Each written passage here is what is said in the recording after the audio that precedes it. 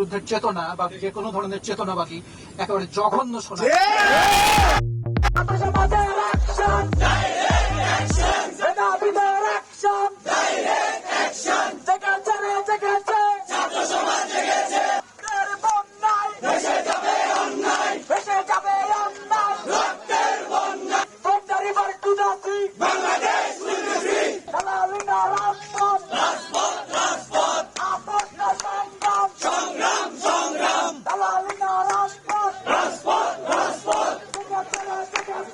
এই মুহূর্তে আসলে রক্তের উপর দাঁড়িয়ে আছি।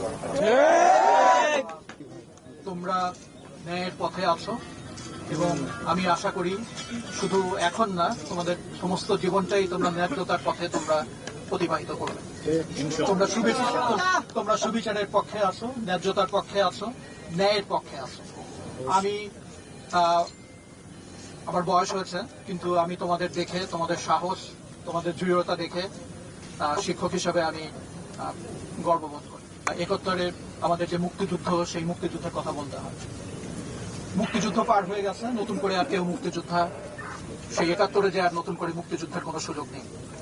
কিন্তু একটা কথা খুব পরিষ্কার করে মনে রাখতে হবে, যারাই ন্যায়ের পক্ষে, ন্যায্যতার পক্ষে, অধিকারের পক্ষে, তারা সবাই আজকের দিনের মুক্তিযোদ্ধা। এক একজন এই প্রজন্মের, এই সময়কার মুক্তিযোদ্ধা।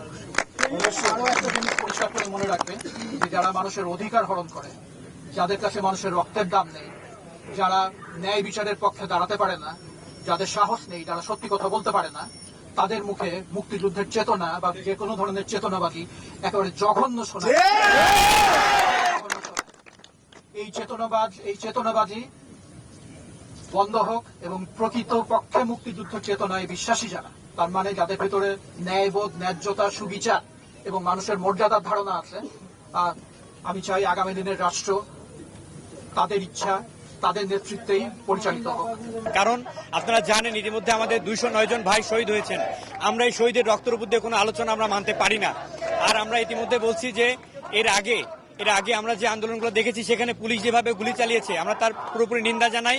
এবং সেই সাথে বলতে চাই, সারা বাংলাদেশের শিক্ষার্থীরা এখন একজোট এবং আমরা 9 দফা দাবিতে নতুন করে আমরা আন্দোলন শুরু করব।